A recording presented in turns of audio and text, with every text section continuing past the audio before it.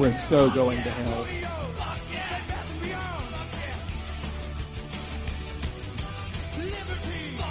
America soundtrack. Fuck yeah!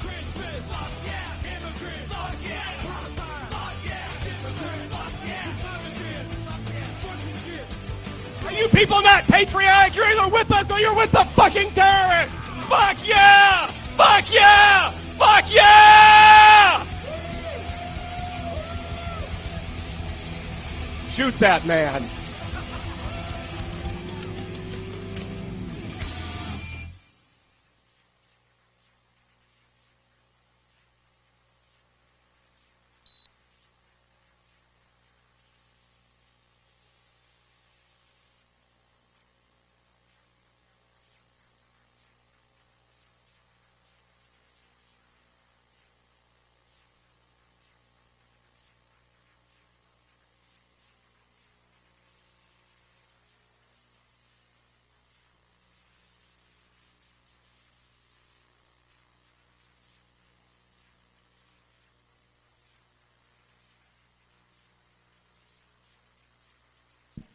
Hello?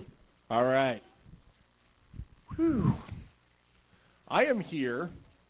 Usually I give a talk about technology, or I give a talk about technology and law. This time, I'm just giving a talk about politics. It's not going to be about technology. Fuck yeah! There's going to be some technology involved here only because it has to be, because it's central to the question that I'm going to address.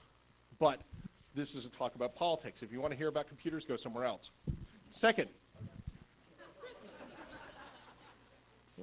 whatever political convictions you have, well, I mean, depending on who you are, I'm probably going to piss you off, okay? My opinions are not the same as yours, and as far as you're concerned, my opinions are going to be wrong.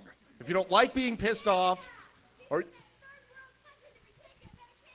Eh? So, hey! Who said that?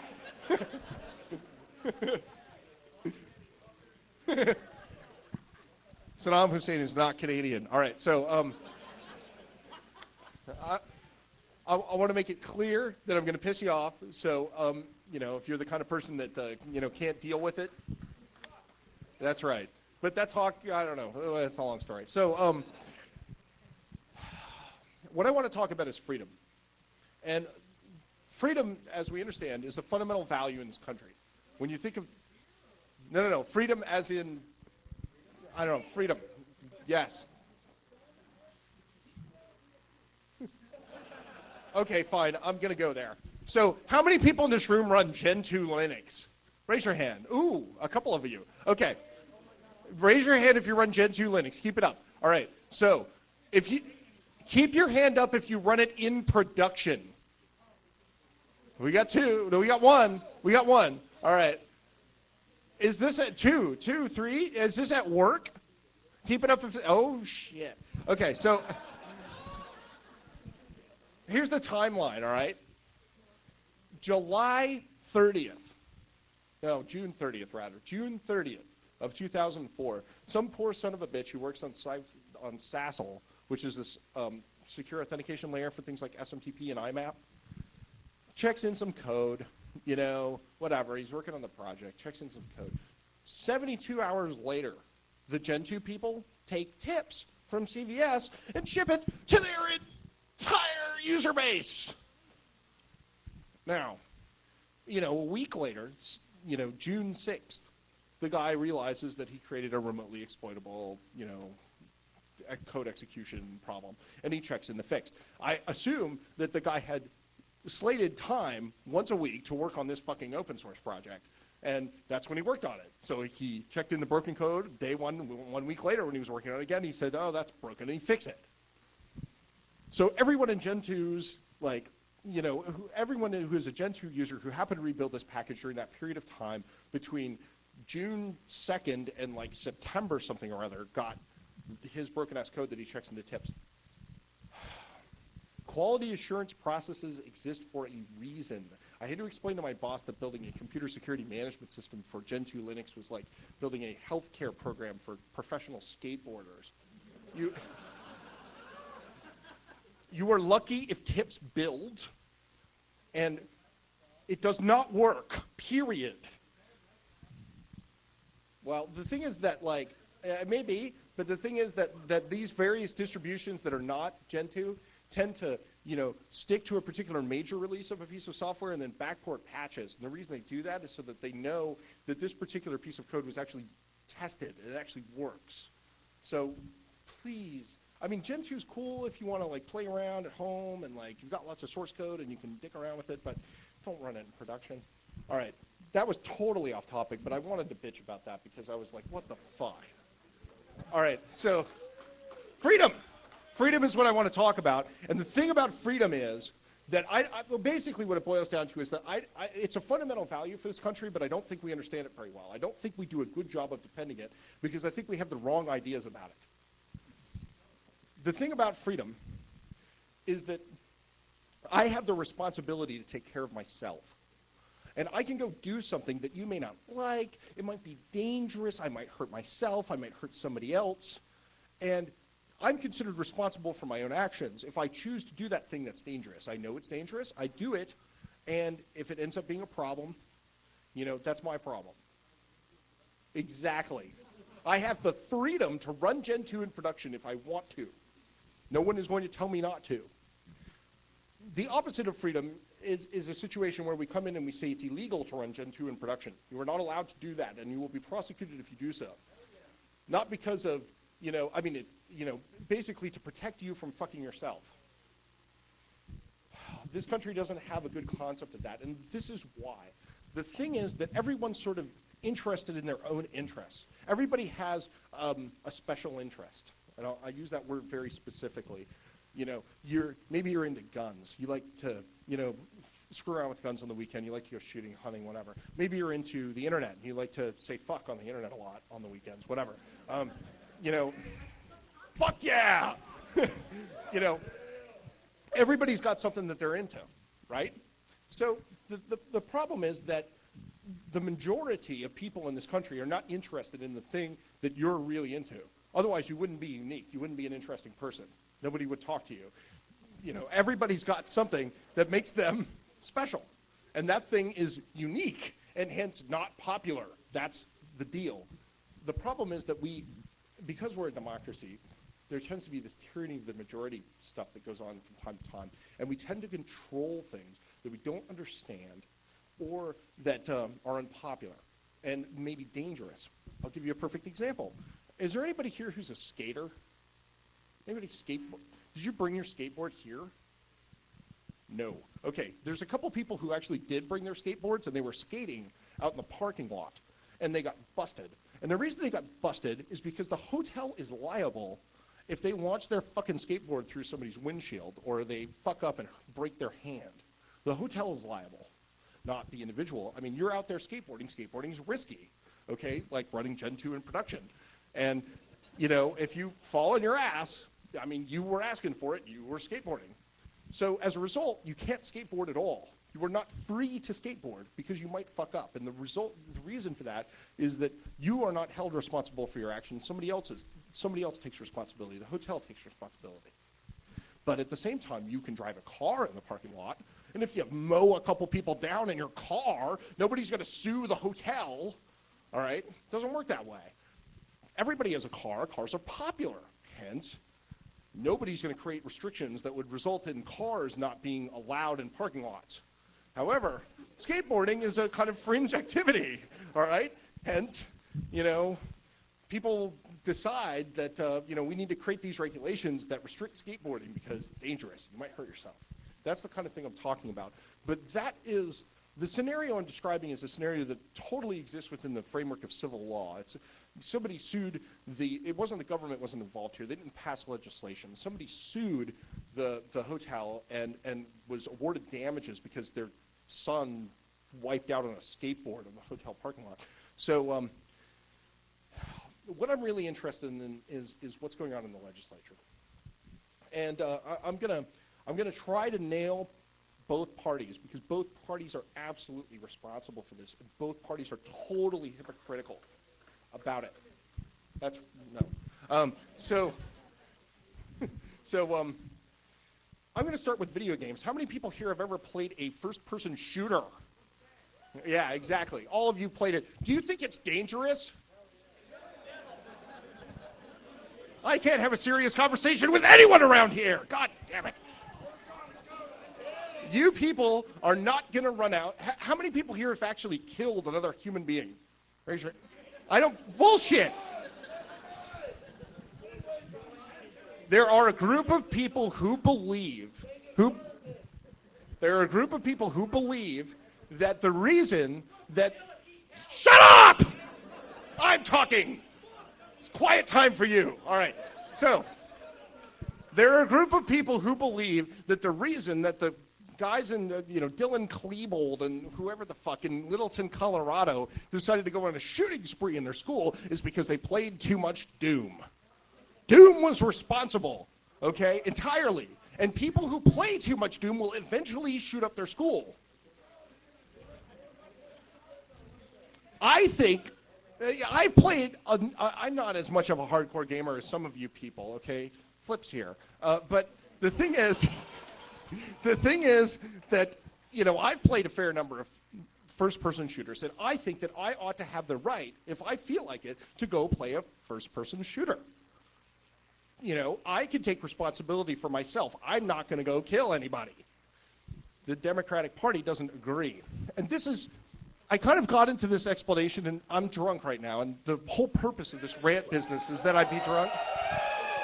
And so my presentation of the ideas is going to be a little bit disjointed. The thing is that the fundamental philosophical problem this country has is that we defend our interests. When somebody says you can't play Quake, we're like, fuck you, I play Quake all the time. And I'm going to play, thank you, sir. I'm going to play Quake all I want. But, if somebody's talking about regulating somebody else who's involved in an activity that you don't participate in, you have a different attitude about it. Somebody who plays around with guns on the weekends because they like guns, you're going to be like, well, we should control that because guns are dangerous. And it's because it's not your hobby, because it's not something that you take an interest in, you tend to be more sympathetic to the idea that it ought to be controlled. Understanding freedom appropriately has to do with being able to allow somebody else to take responsibility for their actions. It doesn't have to do with you. It doesn't have to do with what you think you can take responsibility for. It has to do with whether or not you trust other people to take responsibility for themselves and to have the freedom to do what they want to do. So the Democratic Party, and I'm going to start with the Democrats because the Democrats think that they're, advocating freedom or whatever.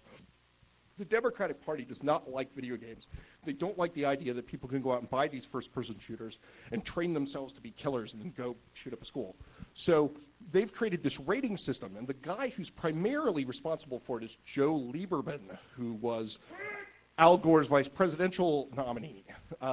Joe Lieberman has held several hearings over the past decade about video game violence and has created a rating system for video games. And it's fundamentally because he's worried that, people who play these games might end up killing people. And there are three rating systems that are really important. One of them is the video game rating system. One of them is the rating system on music, the little explicit lyrics logo on your CDs. Yes, Tipper Gore, another Democrat, okay? Jesus. One of the things that pisses me off more than these two rating systems is the movie rating system. And within the framework of the movie rating system, and I don't know who supported it because it's much older than the other two, but it's related. And it's a perfect example of both why rating systems don't just affect the things that children can do. And it also, I remember when I was 17 years old, maybe 16, I went to go see Terminator 2. It was in the theater, and I was all hyped up because this was cool. I was a computer geek, and there were robots fucking destroying shit. I wanted to see it. So I go there, and I have some kid who's like 2 years younger than me telling me that I can't go see the movie because I'm not 18, and I need my parents' permission. Okay, robots from the future are fighting a 14-year-old protagonist. This is a children's film. The amount of violence in Terminator 2 is about the same as the amount of violence in, G.I. Joe Saturday morning cartoon. This is a children's program. Adults are not sitting around watching robots from the future attack, 14-year-old protagonists, except for the people in this room. So they're preventing children from watching children's films. It's a little silly. But it goes beyond that. The Team America, we heard the theme song from it before I started speaking. Fuck yeah. Team America had a 3-minute, and this whole movie is made with marionettes, puppets. This movie had a 3-minute marionette sex scene, okay? And it's funny. And they cut it. They cut it because if they didn't cut it, they were going to get an NC-17 rating, and no movie theater will show an NC-17 film because when people hear NC-17, they think porno with a plot. So as a result of this rating scheme, you cannot go to the movie theater and see two pieces of wood bumping up against each other because it's funny. All right?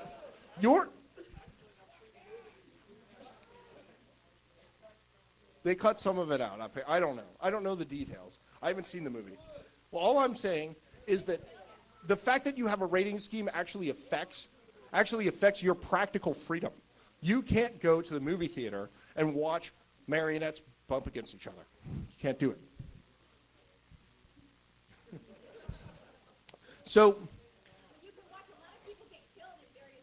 this is what that's true, but this is what really pisses me off about the Democrats. The Democrats claim to be ardent supporters of freedom of speech.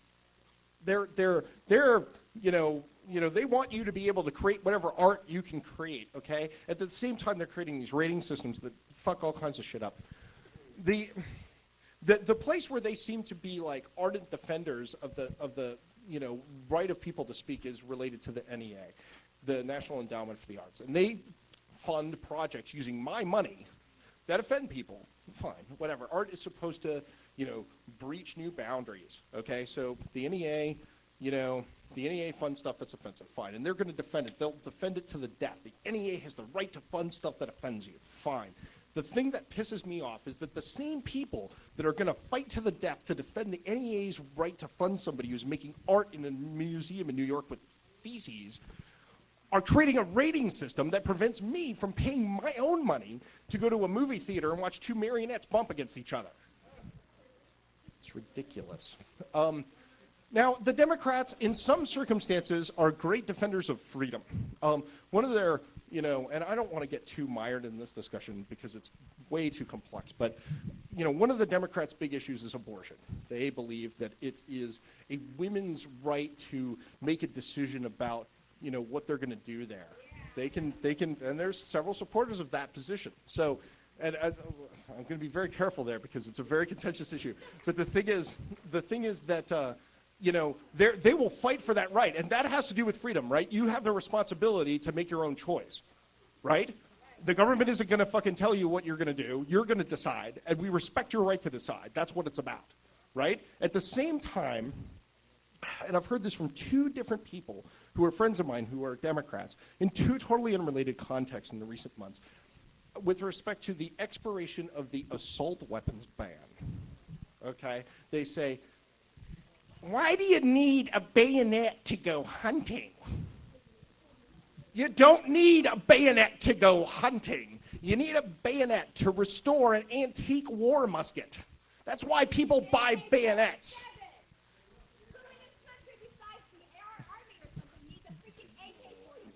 The AK-47s are fully automatic. The assault weapons ban actually referred to semi-automatic weapons. And I said I was going to piss you off, so I did. Ha. So anyway. If I want to sit in my house on Sunday afternoon and make a fucking antique war musket that my grandfather might have carried into battle operational, and I need to buy a bayonet in order to complete the project, I ought to be able to buy a bayonet. I'm not going to kill anybody. In fact, nobody, except for a couple weird exceptions, has been bayoneted in the United States of America in over 100 years.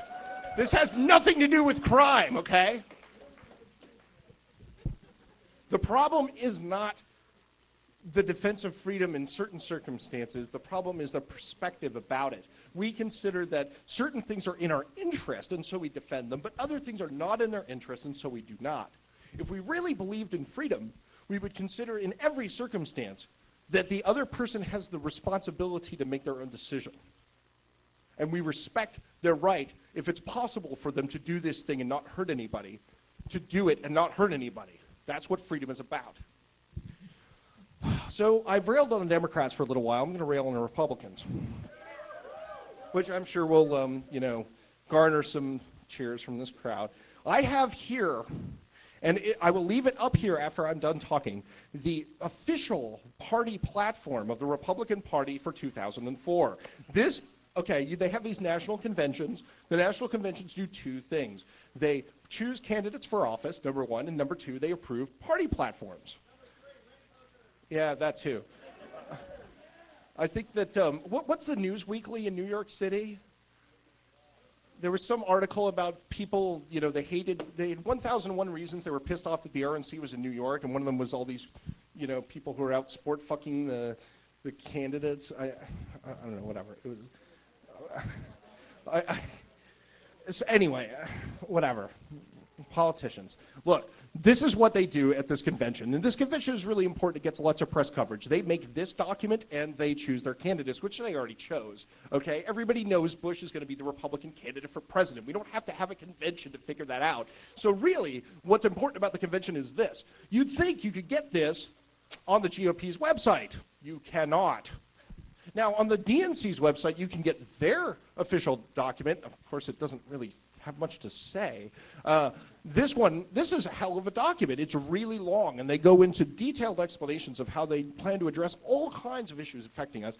And actually, if you read it, for the most part, it's reasonable. There's a couple of sections which are a little bit, silly, like, the way to defend environmental, and to protect the environment is to, ensure that people have more or better private property rights and less regulate. There's a couple things in here that are questionable. For the most part, it's reasonable. Yeah, whatever. So I'll get to that later. So the thing is that this document is not on the GOP's website, and this has been discussed in the press, and I can give you references if you want it. There's a very specific reason for that. Karl Rove does not want this on their website. He does not want most of the Republicans to actually read their own platform, and there's good reason for it. A political party is a group, is a coalition of different people who have different views. One of the people who is a part of the Republican Party's coalition is the conservative Christians. And there are a large number of concessions to that group in this document. And if the sort of Midwestern, I just don't want the Republican, or I just don't want the government on my back kind of Republicans ended up reading this, they probably wouldn't vote for the Republican candidates. So they've controlled its distribution. They've sent it out to very specific people. And if you want to read it, you have to Google around. Yay, Google. Without Google, I would have never found this fucking thing. So the thing is, fuck yeah. So the thing is that the Republican Party presents itself in general as being the party of freedom. They believe in personal responsibility. You are taking care of yourself, and the government is not taking care of you. We don't have this nanny state that's giving us welfare and all that other crap if we can't take care of ourselves. It's your responsibility. That's what freedom is about. But the problem is that they've aligned themselves with a number of people who have absolutely no interest in freedom at all. And I'm going to talk about that. I'm going to talk about the fundamentalists.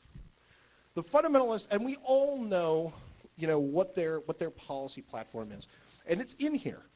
They want prayer in schools. It's in here. They want the 10 Commandments on the courthouse wall. It's in here. They want to censor the internet. It's in here. And I'm going to get to that more specifically a little bit later. They talk about it, but they have a large series of constitutional amendments that they want to propose. And this really strikes to the heart of what I'm talking about. Yeah, I need to drink more. There you go. Dude, when your sister calls you out, you better get to drinking. I've been drinking a lot longer over the past 72 hours. All right. You're right. So we know about this stuff. There's a huge series of constitutional amendments that they propose here. They don't like the Constitution. They want to change some of it. everyone's one of the things they want to do is a victims' rights amendment, which kind of changes the balance of the way that courtroom proceedings occur, and that's a very complex issue. I'm not going to get into it because it's a little bit of a tangent, and it's actually a bipartisan thing. If you're interested in why that doesn't make sense, I'll talk to you about it later. They have and it's not just their fault, but they also have some other amendments. They want a gay marriage amendment. I will talk about that because it's very instructive and it's simple. They have another amendment, which is an abortion amendment, and that's probably the primary reason why Karl Rove doesn't want this on their website. They want an amendment which states that a fetus is a citizen as far as the United States government is concerned. It has all of the rights that the Constitution affords people. So in that context, there will be no abortion, period, which is as radical a position as you can get on the issue. And once again, I don't want to dive too deeply into the abortion question because it's very emotional and it's very complex. But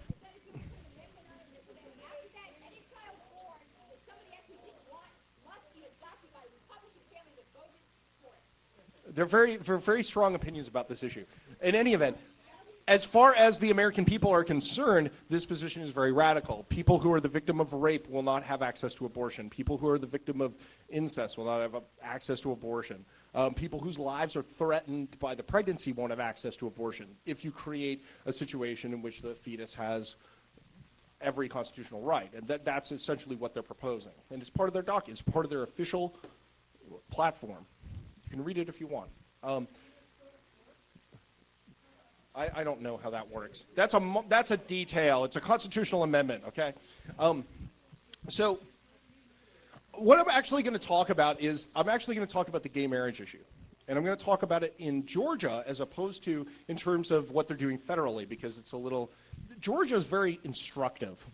In Georgia, they're proposing this piece of legislation that actually has two paragraphs, a paragraph A and a paragraph B. Paragraph A says, marriage is something that occurs between a man and a woman.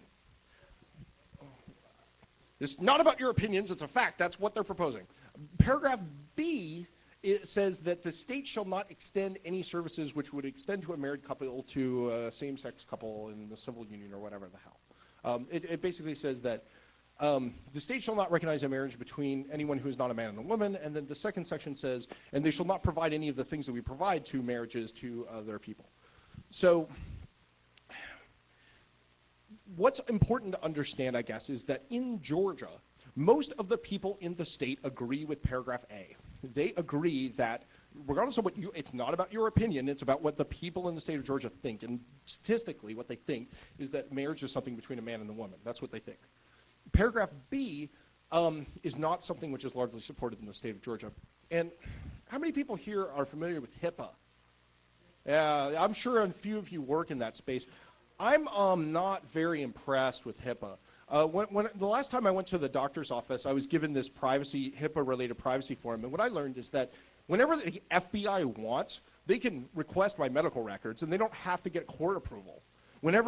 We even went further than that. It said whenever the CIA wants, they can request my medical information, and they don't have to get court approval.